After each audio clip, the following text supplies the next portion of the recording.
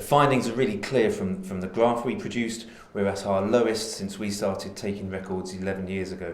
And it's not just at our lowest, it's appreciably by our lowest. So the previous lowest was 2014, 94 average per top estate agent. It's now 72.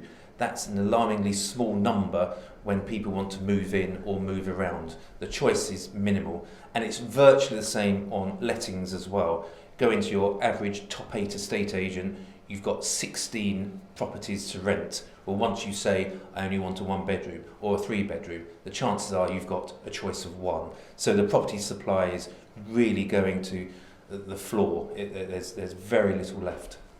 Now, your findings have also touched on issues with valuations, price increases as a result of this lack of supply. So could you elaborate on those elements too?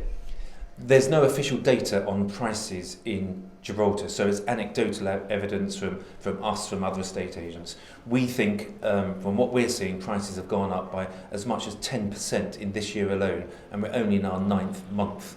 So it's becoming increasingly difficult for people to catch up. When you have a mortgage, valuers come in and give you a theoretical value in their opinion. And we're finding disparities of up to 20% from different valuers on the same property. So they're struggling to keep up with the market as well, which has an impact on purchasers trying to obtain a mortgage. Now, what types of people are snapping up these properties? Is it a boom in investors in Gibraltar looking to Gibraltar? Is it families, genuinely living in these homes? What kind of trends are you seeing in the way of people buying? The demand this year has been from genuine families, couples or families with children, coming in to live here. How can we be sure that people are actually staying in these flats and we don't have a situation where there's a lack of supply and yet plenty of empty flats on the rock? We've got something, this is a guess, but I think we've got something like 450 Cat 2 individuals. Those people don't theoretically have to stay here. I would imagine a half, 2/3 do. So this empty flat syndrome might extend to, say, 100 apartments. But those people are paying minimum £32,000 tax at the moment, and they invariably come back at some stage of the year. They're paying their accountants, they're paying their lawyers. So they still contribute. I don't think that these Cat 2s, the empty flats, is a big issue from the thousands and thousands of residential properties we've got.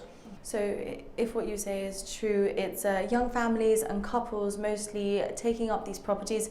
What would your advice be to a young couple or family who are hearing this and panicking? Maybe they wanted to buy a property in the next year or 2 years and they're concerned they might not be able to afford it at this rate. Currently, those who've delayed this year from a purchasing point of view will be suffering because prices are going up. When there's less and less supply, those vendors can charge more and 1 or 2 people will pay it. Don't forget, we're still cheap compared to central London, still cheap compared to many cities around Europe. So we're historically expensive here, but we're still affordable for many. But yes, delaying at the moment means you'll probably pay more. Next year, we'll see Eurocity, we'll see E1, we'll see Forbes, and we'll see Sylvian Suites. So supply is coming on board, but we've had 1,000 properties in the last 5 years, and we're still down to our lowest supply in the last 10 years. So supply is not keeping up with demand.